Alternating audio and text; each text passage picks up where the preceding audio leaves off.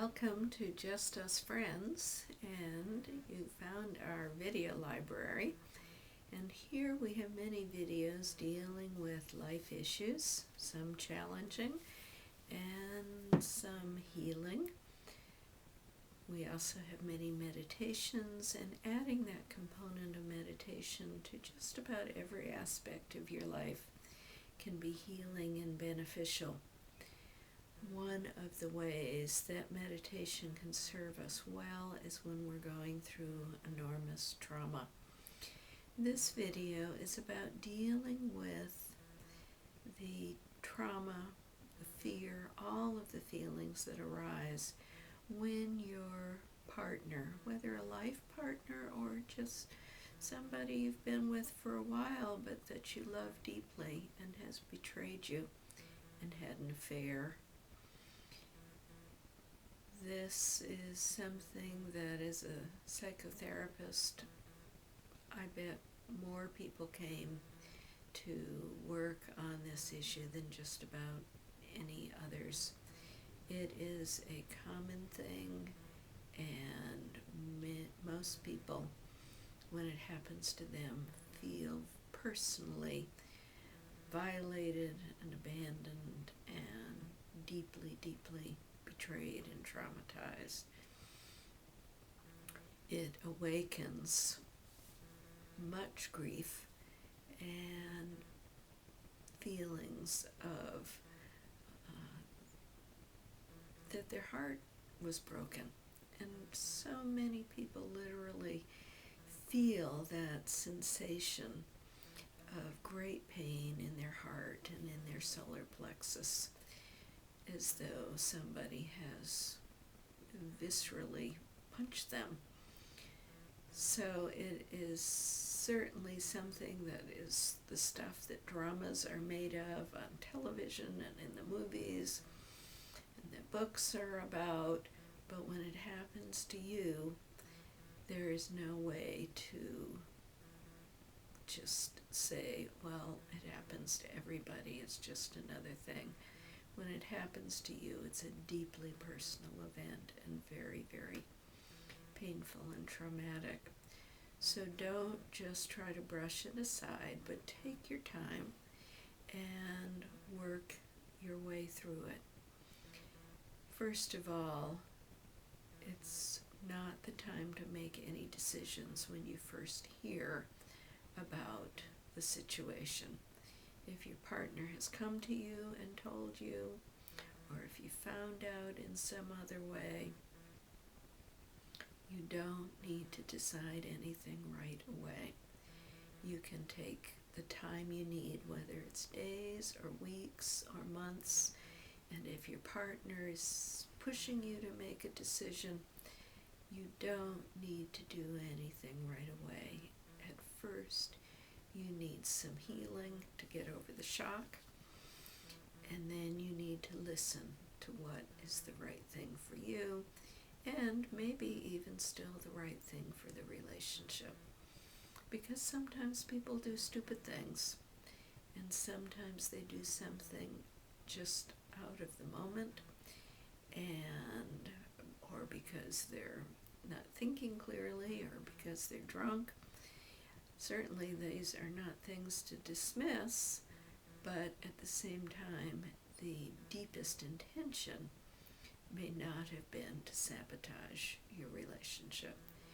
Of course, you need to assess, do you want to be with somebody who doesn't have the capacity to keep their wits about them all the time, but they may still love you and have just done a stupid thing.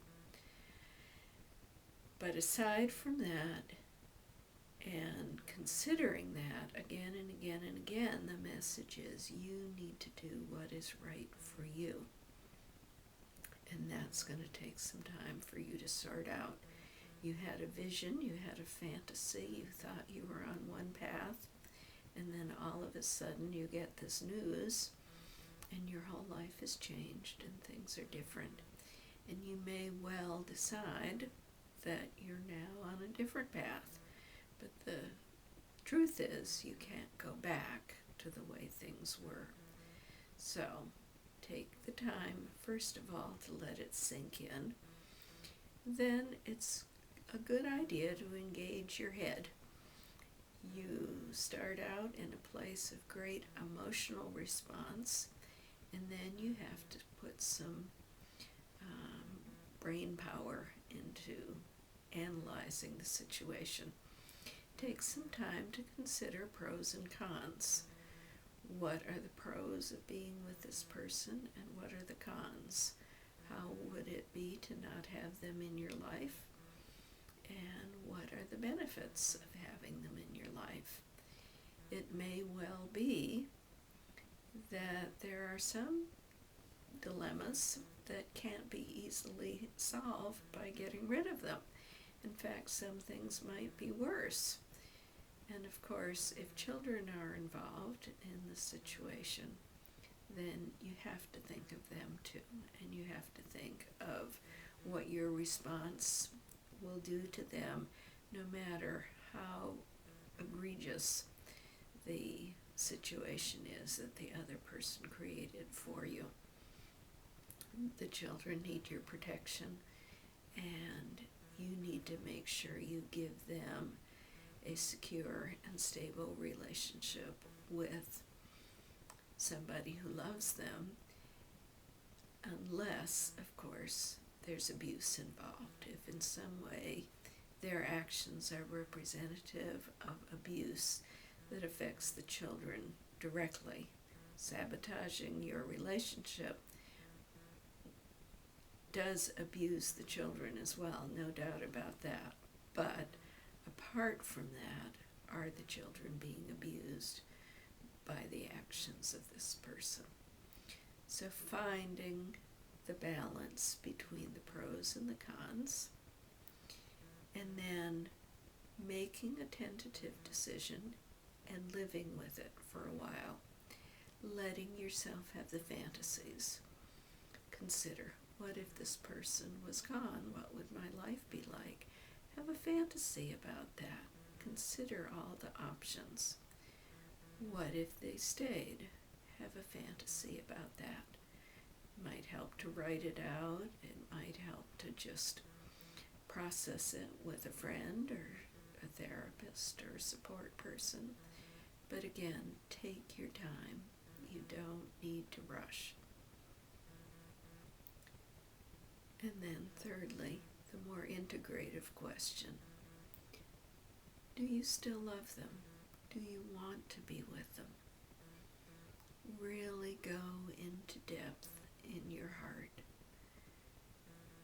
Apart from the pros and cons, apart from the betrayal and the trauma, what are your deep feelings? Can you forgive them? Can you live with them? Can you go on without sacrificing your deep sense of self-worth and value? Have you been shamed? Have you been deeply dishonored in a way that you can't let go of it? Or can you?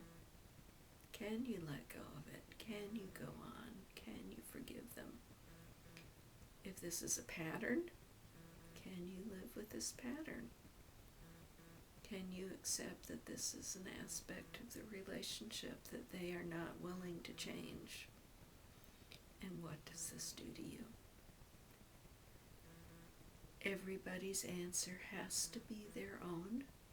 There's no right way to do this. There's no good way or bad way. You have to be the one that finds the answer that's right for you and go on from there.